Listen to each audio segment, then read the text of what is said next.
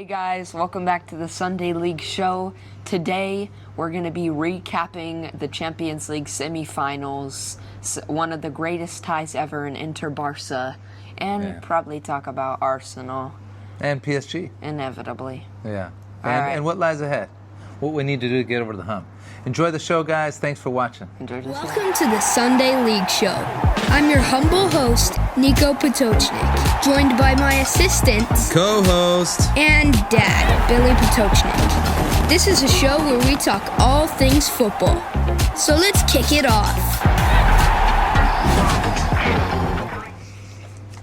Hey guys, welcome back. And wow. Let's talk about that Inter-Barca game. Wow, Inter-Barca, I know you've read about it. If you watched it, you know what we're talking about. We're not breaking any new ground here, and we are going to sound cliche, but I think that might have been the best two-legged tie I've ever seen. Yeah, I mean, it might be one of the best football matches I've ever seen. Both of the games. I think if you're a neutral who's looking to get into football and you were just watching that game, not rooting for a team, you're in love with football after that. That is anything you could ask for in a game, really. Amazing goals in the first leg. In the second leg, you had so much drama. I mean, Inter just dealt with it in the first half, and then Barca completely came back. And then another comeback. Inter won the game and went on to the finals. Yeah, neither team ever quit, and both teams had the kind of players, or more kind of the kind of attitude to score goals when you needed them. And I just thought, I was just blown away. You know, being from the United States, what you find in the U.S. a lot of times is you find, soccer's huge in America. It really is. In America we call it soccer, and obviously you guys know that. But you also have your fair share of soccer haters. It's weird. It's like this weird thing. It's like almost political. Like, oh, soccer. It's like some sort of strange communist sport or something. And it's an opportunity for them to jump on their little soapbox so that you know where they stand on things, if you know what I mean. And this would be the perfect game that you would order to convert the biggest cynics around soccer, because America's like, who you can't end in a draw. It's like kissing your sister, or things like where are all the goals? You mean this ended 0-0? Oh, how boring. And it really is. There is something about soccer that can be an acquired taste, but you can just watch it, and if you just pay attention and just dive into the art of it and what's going on out there, the spontaneity, the creativity, what players are trying to do. It's such a game of ideas. It's such a game of almost incredible ideas that almost worked. Oh, another incredible idea that almost worked. Wow, that was amazing. Wow. Most of the time it doesn't work.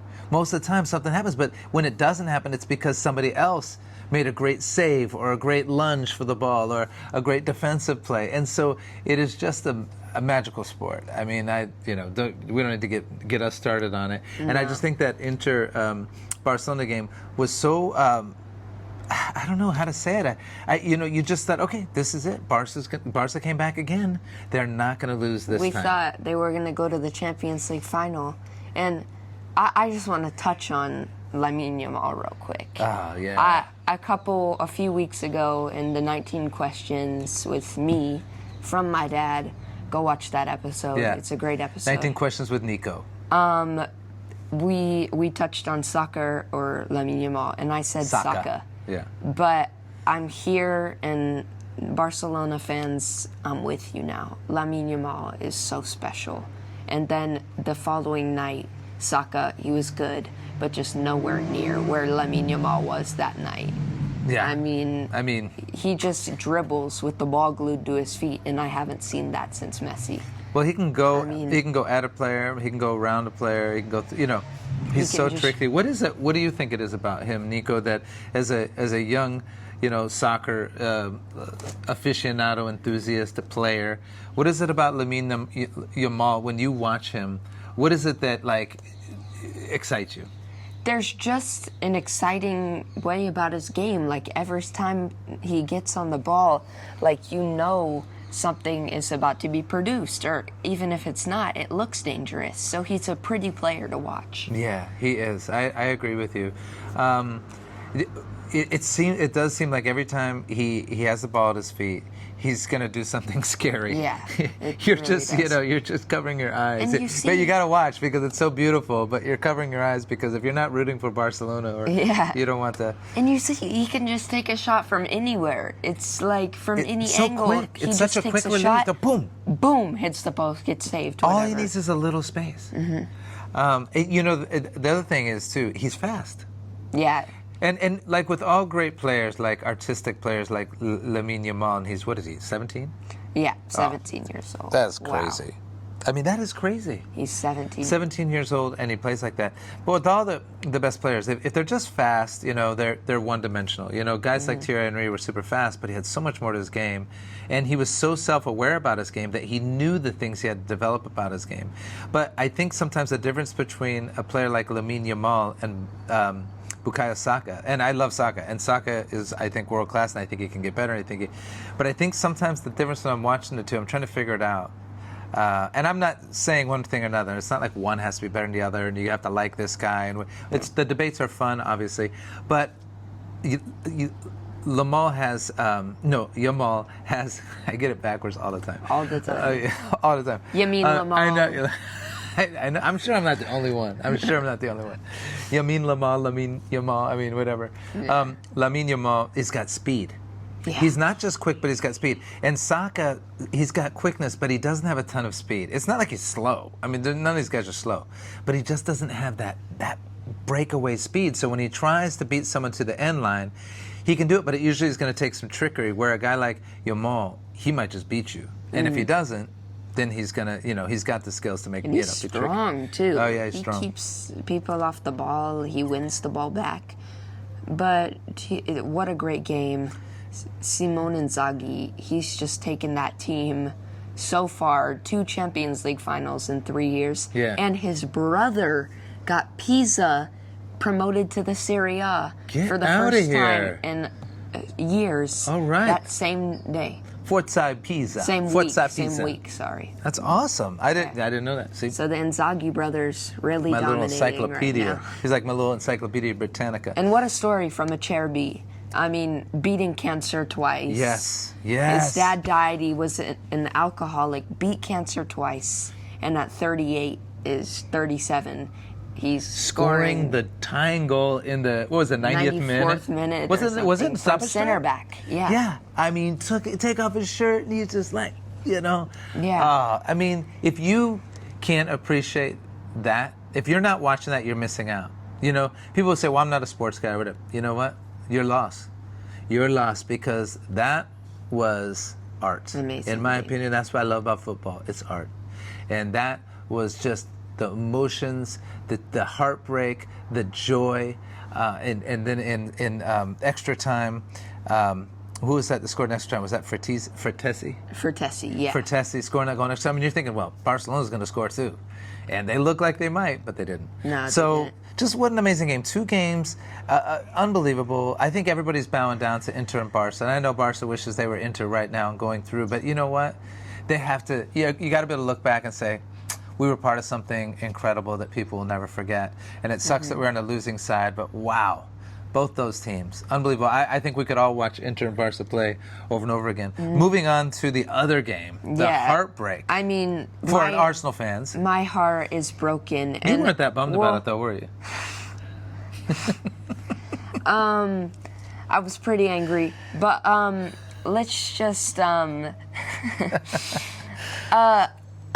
furious with Arsenal because we have thrown away every chance at a trophy this year. And sure, we're progressing. Progressing's great, but we don't have a single player on that pitch who can change the game. Trossard came in. He got that assist to Saka. Trossard was dangerous. Listen, that's what he can be. That's great. But Trossard, when he starts on the pitch, he's not a game changer. He's just a regular old winger. Yeah. Nothing special. But when he comes on the pitch, he changes the game a bit. As a sub. But we were 3 goals down. We were 3 goals down. 3 goals down before we really... Well, who are the game changers on Arsenal? I don't see Odegaard. Odegaard does Declan Rice. do little shimmies Saka and can then be a pass game it out changer. to the wing. Saka, he scored that goal, but it wasn't a game-changing goal. I mean, Raya saved the penalty, but then we got scored on like 2 minutes later. It was a pathetic second half from us after dominating the whole first half, and we were unlucky to concede that. And down 1-0 at halftime after really they came out looking so good. When we were watching the game, I was like, this is the Arsenal that everybody needs to see. That Arsenal that played at home against PSG, that was not the Arsenal that got them this far. This is Arsenal. They were dominating possession. They were all over PSG, and they were creating chances. But here's the thing.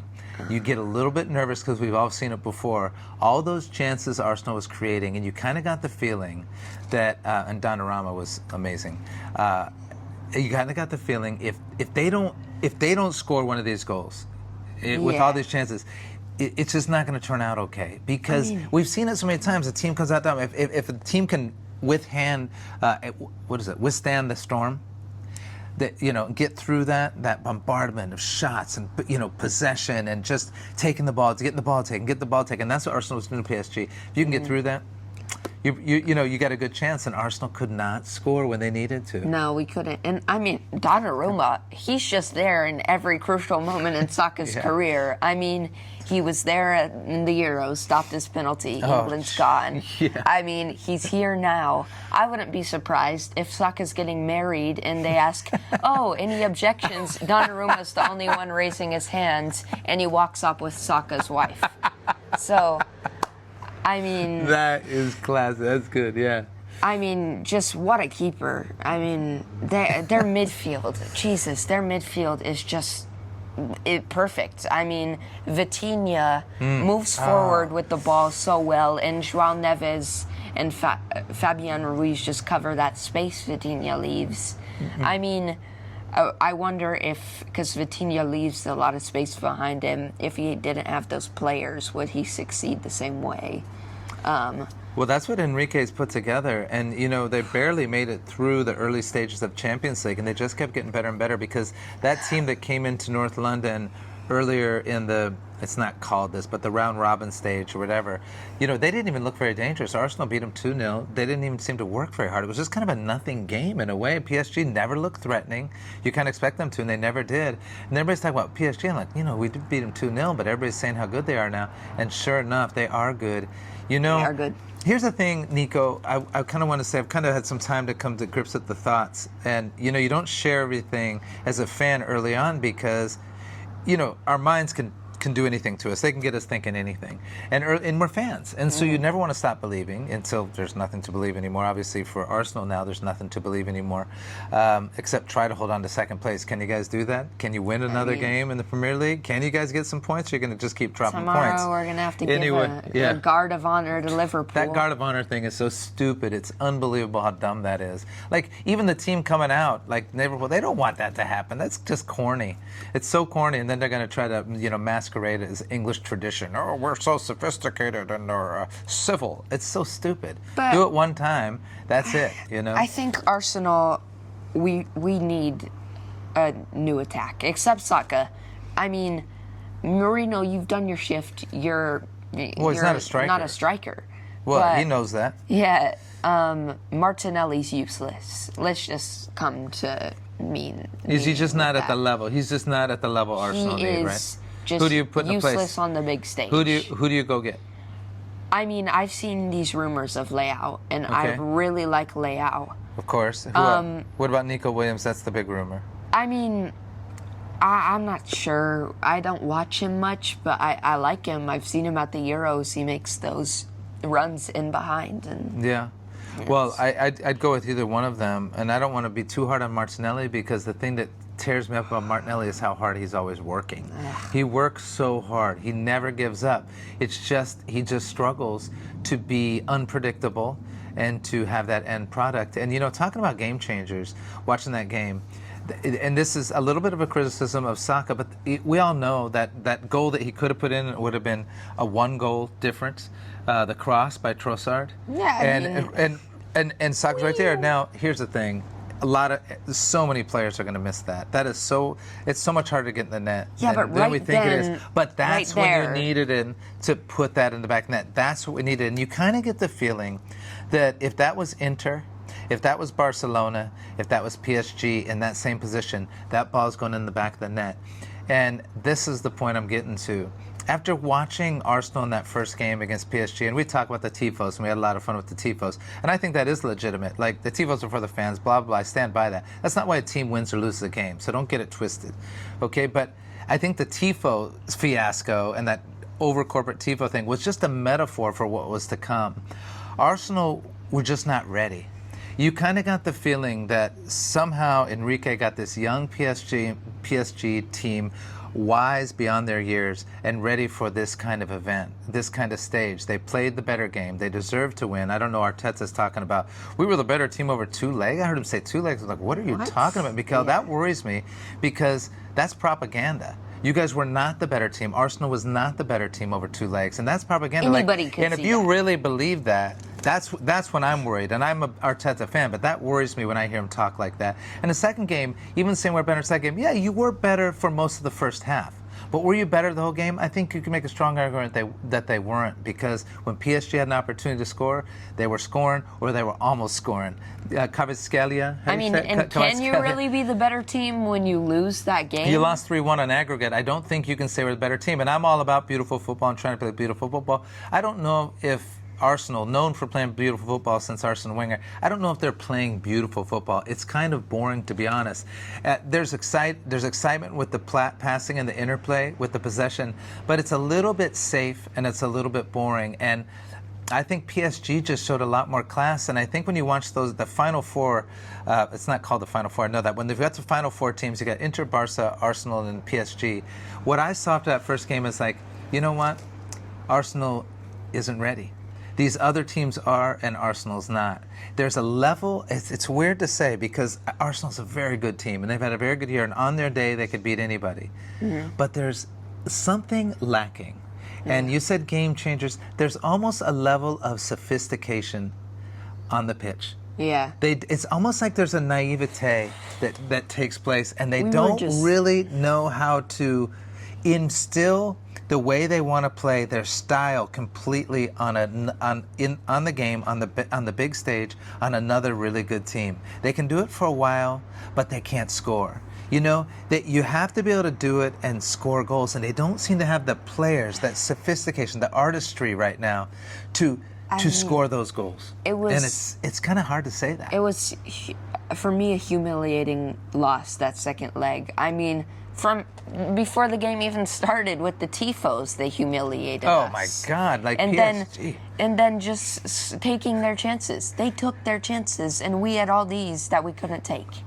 I mean, I don't know. Is Donnarumma saving that shot from Hakimi? Who knows? Yeah. I mean, if you put Donnarumma on the other side of that, maybe he is. Well, I mean, both of those goals that PSG scores are difficult goals. Yeah. And they score them, and I think that is the difference. I've never seen a team, and I don't know if this was the Arsenal rest defense that Mikel Arteta plays. You want to smother the other team. You don't want to get out of the zone. You control the whole game. There is a part of that that's not that exciting, and it is a little bit stifling to your own creativity, because what happens when you play that rest defense that Arsenal plays, where you're not letting the ball get out of the zone? By the way, PSG and other great teams don't have trouble breaking that rest defense, and Arsenal's a different team against those teams. They don't seem to be as great as pinning that ball back, even though they had some luck pressing PSG early in that second game. Anyway, when you're doing that press defense, you are also putting the other team in a position where they're packing in the box. I've never seen a team like Arsenal have so many block shots. How many block shots from around the box, outside of the 18-yard box, are they getting blocked? It's true. I mean, there's so many block shots. I mean, they're just shooting, blocked. It's because the other team knows what they're doing, and they're just in the box. They're going to just all be in the box. 10 players behind the ball, and then they're going to get possession and either hit Arsenal on the counterattack or just stretch them out or whatever else. PSG comes down, Kvaratskhelia. Am I saying his name right? I always forget. I don't know how to say it. Kvaratskhelia comes down. First time they had a chance, he's hitting that far post. That's almost a goal. Rayo was beat. And if that's in a little bit, that's a goal right there. First chance they had. Second chance, they score on a difficult goal. There's no block. I mean, there's no one to saving that block goal. That's a great goal. And then on the goal that Hakimi scored, that's another challenging goal. But another goal. This is what world-class players do. This is what world-class teams do. And this is what teams with that level of sophistication are able to pull off. And that's Luis Enrique. That's Simone Inzaghi. That's Hansi Flick almost, but he's done it with Bayern Munich before. But I think Arteta is a great manager. He's got a lot to learn. Yeah. And on a happier note, we signed Zubimendi. Yeah, what do you think about Zubimendi? I don't know too much about him. Tell us about what you don't know much about. I don't know much about him. I hope he's good. We're going to have to study on Zubimendi. Zubimendi. Look at the bright side. The summer's coming soon. Arsenal seem to play well when there's no pressure on. So we'll see about that. If there are points to drop that will put them in the third place, we'll or drop fourth, Arsenal will drop them. Don't worry. So sorry, it's just kind of the way it goes. So Niko, if we go out and get a striker, which we have to do, we should have done in the January transfer window, and maybe we wouldn't be talking like we're talking. Who do you go for? Gyökeres, Sesko, Osimhen, Isak. Who is it? Okay, well, Isak, he's going to stay at Newcastle unless they miss out on Europe, which I guarantee they won't. Okay. So I mean, Isak would be my dream. He's number one if he was realistic. Yeah. But I think you love Isak. the reports are pointing to Gyökeres. I mean, he's played in England. He's played for Coventry. He went to Sporting, and I think he scored 50 goals plus both seasons, and he also has like 20 plus assists each season too. So you think it's Gyökeres? Yeah, Gyökeres. Is he Swedish? He's Swedish, yeah, like Isak. Osimhen, he's good. He's proven himself across multiple leagues, but I don't know. And Sesko, I don't know. I'm not too crazy about him. Okay. Well, I don't know much about Sesko. I haven't got to see him play as much, but I've heard great things about him. So that's the question for you guys out there. You don't even have to be an Arsenal fan to answer this question. You might not care. I don't give a crap about Arsenal. Whatever. Okay. Who are you going to take on the left in place of Martinelli? Who are you going to take? Central. Leao. What? Who are you going to take centrally? Leao or Nico Williams or whoever else. And then who are you going to take at striker? Arsenal can't get a striker. Yeah. But yeah. Okay. Yeah. We're going to take it striker. Clarify. And then what do we do about Odegaard get another season? He needs another season, but if he doesn't get back to his best from this injury, I think it's time to Rice. Yeah. let him Rice is our guy, isn't he? Rice is our guy. Rice is our guy, and Saka's. He's the captain without the armband. I mean. Yeah. Yeah. So put your comments below, guys. Tell us about what you thought about those games: Inter Milan, Barcelona, PSG, Arsenal. Being that we're kind of Arsenal fans, who does Arsenal need to get them over the hump? And we'd love to hear from you. Thanks for watching, and have a great week watching football. Great games coming, and we'll talk next week. Yeah. See you guys.